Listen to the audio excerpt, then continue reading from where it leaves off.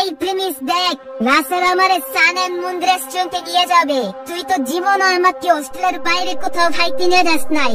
আরে বেবি বাদ দাও তো, প্রিমিস তোর নিজের খাবারটাই কিনতে পারে না, ও তোমার এবার কেউ রেস্টুরেন্টে নিয়ে যাবে। একদম ঠিক বলছো। আমি যে কেন ওর মতো ছেলের সাথে এতদিন রিলেশন করছিলাম, শুধু শুধু আমার সময়গুলো নষ্ট করছি। প্রিমিস সুনাইরাকে কিছু না বলার পরেও সুনাইরা বারবার প্রিমিসকে অপমান করার চেষ্টা করে। সুনাইরা মনে করে প্রিমিসের সাথে ব্রেকআপ করার পর প্রিমিস অনেক কষ্টে আছে। সুনাইরা তো আর জানে না সে প্রিমিসের জীবন থেকে চলে যাওয়ার পর প্রিমিসের জীবনে এক নতুন অধ্যায় শুরু হয়েছে। প্রিমিস সুনাইরার জন্য এখন আর কষ্ট পায় না, তবে সুনাইরার জন্য তার আফসোস হয়, কারণ রাসেল ছেলেটা বেশি ভালো না। প্রিমিস এগুলা মনে মনে ভাবতে থাকে, আর ঠিক তখন তার পিছন থেকে তার কলেজের বন্ধু পাখি বলে, এই প্রিমিস, তুমি এখনো সুনাইরার কথা ভাবতেছো? আরে না না, কি বলো, আমি ওর কথা কেন ভাববো? আমি জানি তুমি ওর কথাই ভাবতেছো। আমি চিনি তোমারে, তুমি আমার সাথে মিথ্যা কথা বলার চেষ্টা করো না। আরে পাখি, আসলে কাহিনী হচ্ছে তুমি তো রাসেলকে চিনো, ও কেমন ছেলে। ও এখন যেটা করতেছে ঠিক করতেছে না, ও এখন টাকার পিছনে ছুটতেছে। একদিন ও বুঝবে, তখন অনেক ফস্তাবে। ঠিকই আছে, ওর সাথে এমনটাই হওয়া উচিত। ও তোমার মতো একটা ভালো ছেলের রাইখা কি একটা ছেলের সাথে গেছে। আচ্ছা বাদ দাও ওদের কথা, চলো আমরা আজকে কোথাও বাইরে খাইতে যাই, আর আজকে আমি তোমারে ট্রিট দিব। আরে আমি তো ভুলেই গেছি, তোমার তো ট্রিট দেওয়ার কথা ছিল। আমি বলছিলাম না কলেজের বাইরে বড় একটা রেস্টুরেন্টে তোমাকে নিয়ে যাব। আচ্ছা চলো, আজকে তোমার আমি সান এন্ড মুন রেস্টুরেন্টে নিয়ে যাব। এটা শোনার পর পাখি তো অবাক হয়ে যায়, কারণ আগের বার যখন প্রিমিস বলেছিল ওদেরকে বড় কোনো রেস্টুরেন্টে নিয়ে যাবে, তখন ভেবেছিল প্রিমিস হয়তো মজা করছে, তাই সে বিষয়টা তেমন সিরিয়াসলি নেয়নি। কিন্তু এইবার যখন আবার বলছিল, তখন সে ভাবে এইটা হয়তো প্রিমিসের জন্য বোঝা হয়ে যাবে, কারণ সে জানে প্রিমিসের অবস্থা, প্রিমিস কতটা কষ্ট করে পড়ালেখা করে হোস্টেলে থাকে। তাই পাখি বলে, প্রিমিস, আমি জানি তোমাদের ব্রেকআপ হয়েছে, আমি এটা জানি সুনাইরা তোমার চেতনার জন্য এইসব গেম খেলতেছে, কিন্তু তুমি তো বোঝো তুমি ওর মতো পাগল হলে চলবে? ও যা করতেছে ওরে করতে দাও। সান এন্ড মুনে যায় তুমি ওরে কি দেখাতে চাও? আরে না না, এমন কিছু না, আমি তোমাকে একদিন প্রমিস করছিলাম না, ওইটাই জাস্ট পূরণ করার জন্য বলছি। তুমি চলো, কোনো সমস্যা নাই। আরে প্রিমিস, তুমি বুঝতেছো না, এটা অনেক বড় একটা রেস্টুরেন্ট, অনেক দামি দামি খাবার এখানে। আরে পাখি, তুমি কোনো চিন্তা করো না, তুমি চলো আমার সাথে, আর কোনো কথা বলবা না, চলো আমার সাথে।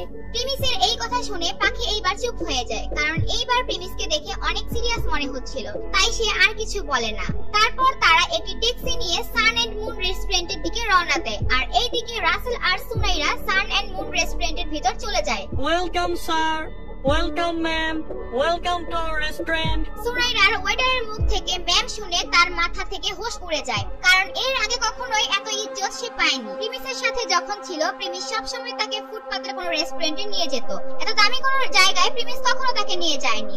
এরপর রাসেল ওয়েটারকে বলে, আমি 8 নম্বর টেবিল বুক করছি। 8 নম্বর টেবিলটা কোন দিকে? আচ্ছা, আপনারা 8 নম্বর টেবিল বুক করছেন, mister Rahul and mister Sunaira?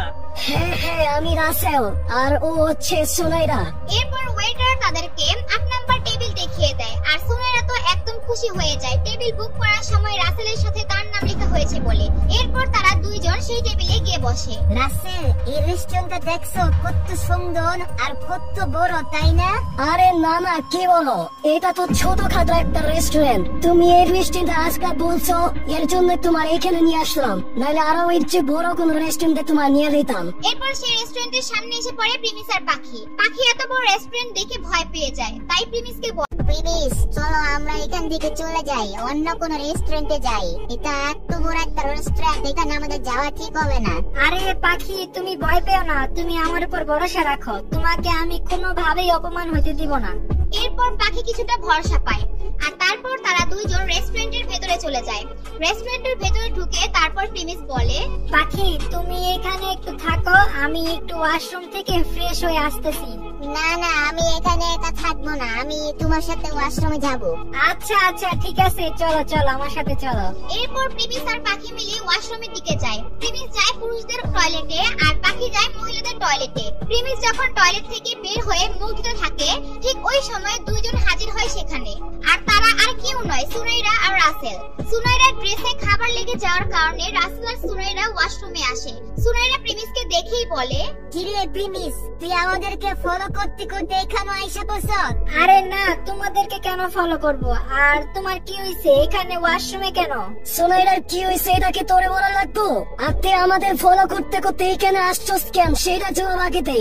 রাসেলের মনে হচ্ছিল প্রিমিস জবরদস্তি করে সুনাইরার পিছনে পড়ে আছে, তাই ওর মনে হচ্ছিল প্রিমিসকে সোজাসুজি বুঝিয়ে দিতে। তাই সে রেগে প্রিমিসকে বলে, দেখ ফকিন্নির পোলা, কান খুইলা শুনে রাখ, আজকের পর থেকে কি তোরে কোনদিন সুনাইরার নাম মুখ দিয়ে উচ্চারণ করতে দেখছি তাইলে তোর খবর আছে। প্রিমিস এই কথা শোনার পর আর একটাও কথা বলে না। সে ওখান থেকে একদম চুপ হয়ে যায় আর ভাবতে থাকে রাসেলের মতো ছেলেদের বুঝিয়ে কি লাভ। প্রিমিসের এই চুপ থাকাটা সুনাইরা সহ্য করতে পারে না। আর যখনই প্রিমিস ওখান থেকে বের হয়ে যেতে নিবে তখনই সুনাইরা রাসেলকে ইশারা দেয় আর রাসেল গেটের সামনে দাঁড়িয়ে পড়ে। তোরে তো এত সহজে এখান থেকে বের হতে দেওয়া যাইবো না। তুই এখান থেকে বের হওয়ার আগে আমার দুলাভাই কবি আর সুনাইরা তোর বোন কবি, তারপর তুই এখান থেকে যেতে পারবি। এটা শোনার পর প্রিমিস একদম রেগে যায় আর ওইদিকে সুনাইরা হাসতে থাকে এগুলো শুনে। তুই আমার পিছন পিছন আসতে আসতে রেস্টুরেন্ট পর্যন্ত আইসা পড়ছ।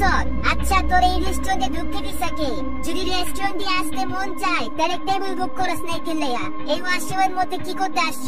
এখন দাসে যাবো সে চুপচাপ বইটা পয়লা এখান থেকে যা, নাইলে কিন্তু সিকিউরিটি গার্ডে ডাইকা এখান থেকে বের করে দেবো। এতক্ষণ প্রিমিস সব সহ্য করেছিল, কিন্তু এইবার লিমিট ক্রস করে ফেলেছে। প্রিমিস যখনই কিছু বলতে যাবে ঠিক তখনই ওয়াশরুম থেকে বের হয়ে আসে পাখি, আর সে সুনাইরার কথাগুলো শুনেছিল। তাই সে এসেই বলে, সুনাইরা তোর মনে হচ্ছে না তুই লিমিট ক্রস করতেছ?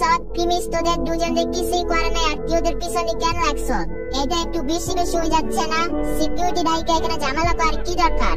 আচ্ছা আচ্ছা, তাহলে প্রিমিসের সাথে তুইও এখন আসছস? শোন, আমার সিকিউরিটি গার্ডরে কিছু বলা লাগবে না। তোদের দুজনদের দেখাই বোঝা যাবে তোরা যে রেস্টুরেন্টে খাইতে আস নাই। আর তোরা যে এখানে খাইতে আসছস, তোরা কি জানোস এখানকার খাবারের দাম কত?